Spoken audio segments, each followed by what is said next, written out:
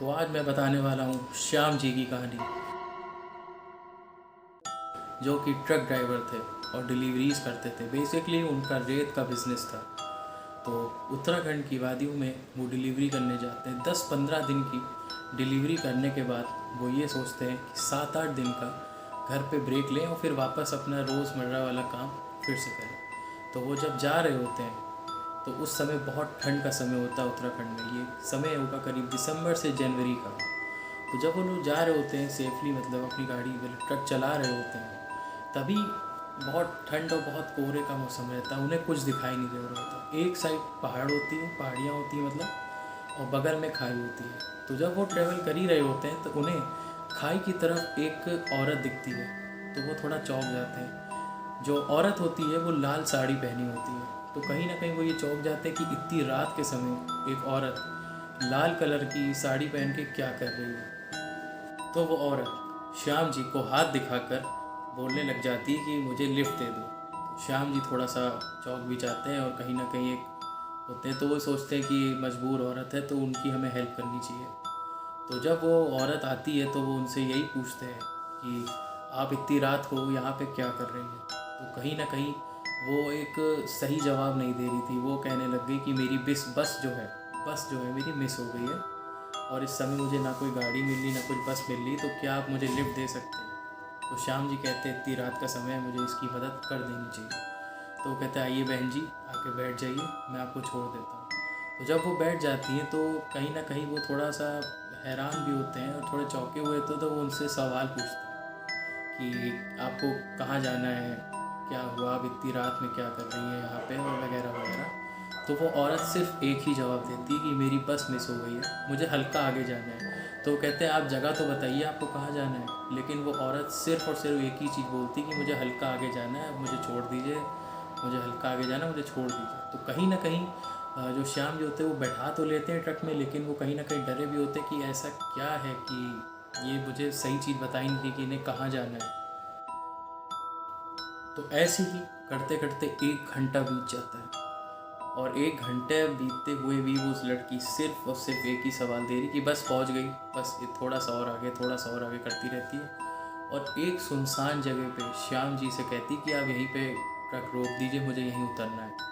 तो श्याम जी अपनी ट्रक को रोक देते हैं और कहीं ना कहीं वो लड़की उतर जाती है। लेकिन अगल बगल श्याम जी देख के कहीं ना कहीं उनका दिमाग वो हो रहा होता है कि यहाँ पे तो कोई घर है ही नहीं, ये कहाँ पे जा रही है। तो बगल में सिर्फ खाई और बगल में पहाड़ियाँ हैं, लेकिन एक विशाल पेड़, एक बड़ा सा पेड़ वहाँ पे है। और वो लड़की जब उतरती है तो जो श्याम जी हैं वो आगे पीछे देखते हैं कि कोई घर मिस तो न, कहाँ पे घर है इसका। तो वो पहले तो उतर के खड़ी हो जाती, तो श्याम जी कहते हैं कि आपको यहीं पे उतरना है क्योंकि यहाँ पे तो कोई घर है नहीं। वो कोई जवाब नहीं देती और चलने लग जाती है और चलते चलते उस पेड़ की तरफ पहुँचती है। पेड़ की तरफ खड़ी होती तो श्याम जी कहते हैं कि कहाँ जाना है, इतनी रात का समय, मैं आपको छोड़ देता हूँ। तो वो खड़े खड़े कहीं ना कहीं अपनी जो साड़ी पहनी होती है उसने, तो वो अपनी साड़ी का एक टुकड़ा जो होती है दुपट्टा टाइप का, तो उसे फाड़ लेती है और पेड़ के ऊपर लटका देती है। तो श्याम जी कहीं ना कहीं थोड़े से डर भी जाते हैं कि ये क्या कर रही है। श्याम जी बार बार बोलते हैं कि अरे क्या हो गया तुम्हें, तुम आ जाओ, मैं तुम्हें छोड़ देता हूँ, क्या कर रही हो।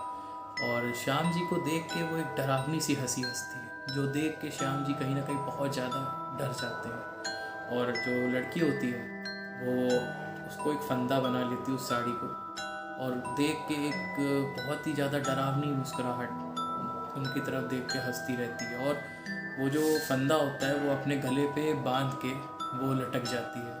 और जब वो लटक रही होती है तो उसके हाथ हिले होते हैं, लेकिन वो लगातार श्याम जी को देख के हंस रही होती है और उसके चेहरे पे कोई भी शिकन या कोई भी मरने का जो होता है कि जब किसी को फंदा बांधा जाता है तो कहीं ना कहीं उसकी जान निकल रही होती, वैसा कोई सीन नहीं था। वो देख के हंसती जाती है और एक भूतिया हंसी हंसती है। तो श्याम जी ये तो समझ जाते हैं कि इसको ट्रक पे बैठा के मैंने बहुत बड़ी गलती कर दी, ये नॉर्मल इंसान नहीं है, ये शायद भूत है।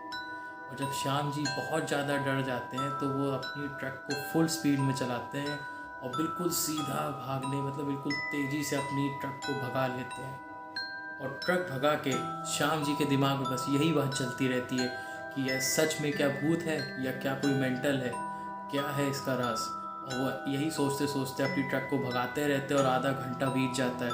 और आधे घंटे बाद बिल्कुल वैसा ही सीन उनको फिर से दिखता है, एक तरफ खाई एक तरफ पहाड़ी और वहाँ पे फिर से एक लाल कलर की साड़ी पहनी हुई लड़की। और फिर से वो हाथ दिखाते हुए उनसे कहती कि प्लीज़ क्या आप मुझे आगे तक छोड़ सकते हैं, क्योंकि मुझे बस नहीं मिल रही है और मेरी पहले वाली बस मिस हो चुकी है।